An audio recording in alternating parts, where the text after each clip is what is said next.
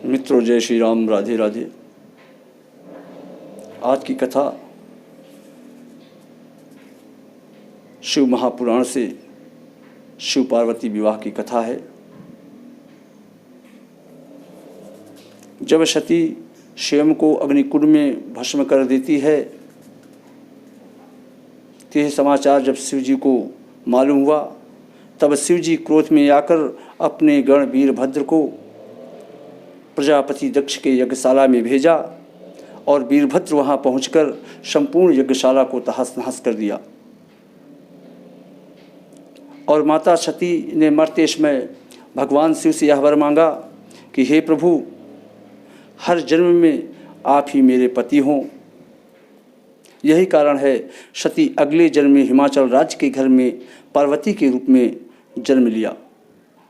जब से पार्वती हिमाचल के घर में जन्म लिया, तब से उनके घर में सुख संपत्ति समृद्धि छा गई।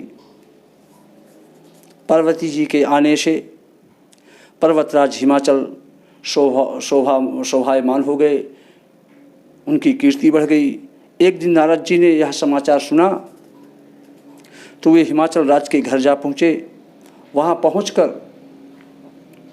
वे हिमाचल से मिले और हंसकर बोले, तुम्हारी कन्या पार्वती गुणों की खान है। यह स्वभाव से ही सुंदर है, सुशील है और शांत है। यह कन्या सर्वगुण संपन्न है और यह अपने पति को बहुत ही प्यारी होगी। लेकिन इस कन्या के पति में 2-4 अवगुण भी हैं, उसको भी सुन लीजिए। गुणहीन है, मानहीन है, माता पिता विहीन है, उदासीन है, लापरवाह है, इसका पति नंगा, योगी, जटाधारी और सांपों को गले में धारण करने वाला है। जब नारद जी से पार्वती जी के माता पिता ये सब बातें सुनी तो वे बहुत चिंतित हो गए। उन्होंने नारद से इसका उपाय पूछा। तब नारद जी बोले, जो दोष मैं तुम्हें बताया हूँ, मेरे अनुमान से वे केवल शिव ही में ही है। अगर पार्वती जी का विवाह शिव जी के साथ हो जाए तो ये दोष गुण के समान ही हो जाएंगे। यदि तुम्हारी कन्या तप करे तो शिव जी ही इसकी किस्मत बदल सकते हैं, अन्यथा कोई दूसरा नहीं। यह सुनकर पार्वती जी की माँ मैना विचलित हो गई। उन्होंने अपने पति से कहा कि आप अपने अनुकूल घर में ही पुत्री की विवाह कीजिएगा, क्योंकि पार्वती मुझे अपने प्राणों से भी अधिक प्रिय है। प्रिय भक्तों, पार्वती ने अपनी माँ से कहा, माँ, मुझे एक ब्राह्मण ने सपने में कहा है कि जो नारद जी ने कहा है उसे तू सत्य समझकर तप कर। यह तप तेरे लिए दुखों का नाश करने वाला होगा। उसके बाद पार्वती ने अपने माता पिता को समझा बुझाकर तप करने जंगल में चली गई। पार्वती जी ने शिव जी को पति के रूप में पाने के लिए तपस्या आरंभ की, लेकिन शिव को सांसारिक बंधनों में कदापि रुचि नहीं थी। इसलिए पार्वती जी ने कठोर तपस्या की ताकि शिव प्रसन्न होकर उनसे विवाह कर ले।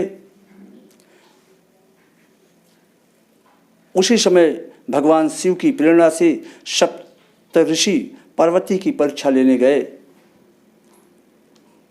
रामचरितमानस में बाबा तुलसीदास ने भी कहा है कि केहि अवराधा हूँ का तुम्हें चाहूँ, हम सन सत्य मरम किन कहूँ। कहत बचन मनु अति सकुचाई, हंसी हूँ सुनी हमारी जड़ताई। सप्तर्षि देवी से पूछते हैं कि हे देवी, तुम किसकी आराधना करती हो और क्या चाहती हो? हमसे अपना सच्चा भेद क्यों नहीं कहती?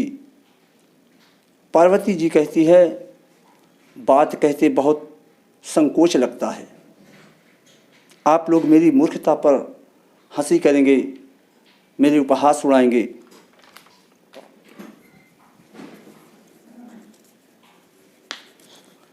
सप्तर्षि पूछते हैं किसके लिए इतना कठिन तप कर रही हो? तब पार्वती ने सकचाते हुए कहा कि आप लोग मेरी मूर्खता को सुनकर हंसेंगे। मैं शिव को अपना पति बनाना चाहती हूँ। पार्वती की बात सुनकर सारे सप्तऋषि हंसने लगे और बोले, तुमने उस नारद का उपदेश सुनकर शिव को अपना पति माना है,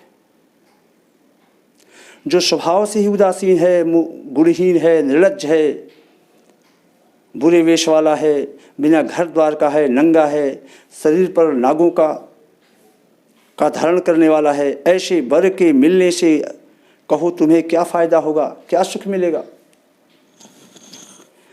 सप्तर्षि कहते हैं, हमारा कहा मानो तो तुम शिव को भूल जाओ।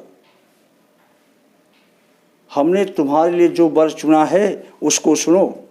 वह लक्ष्मी का स्वामी होगा और वैकुंठपुरी का रहने वाला है।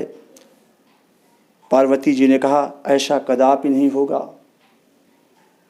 क्यों नहीं होगा? मैं अपना जन्म हार चुकी हूँ। मैं अपना यह जन्म शिव जी के लिए हार चुकी हूँ, इसलिए मैं शिव जी के अलावा किसी दूसरे पुरुष को अपना पति नहीं मान सकती।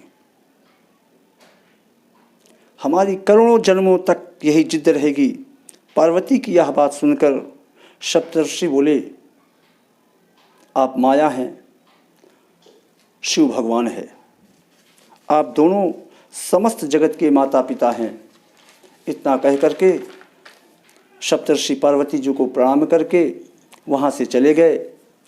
पार्वती जी की दृढ़ निष्ठा ने शिव जी का मन जीत लिया। वर्षों तपस्या करने के बाद एक दिन पार्वती जी के पास एक ब्रह्मचारी ब्राह्मण आया।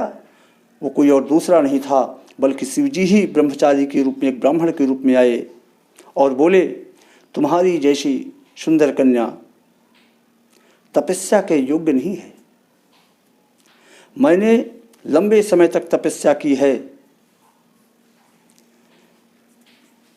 तुम चाहो तो उसका आधा फल ले लो, किंतु इतनी कठिन तपस्या न करो।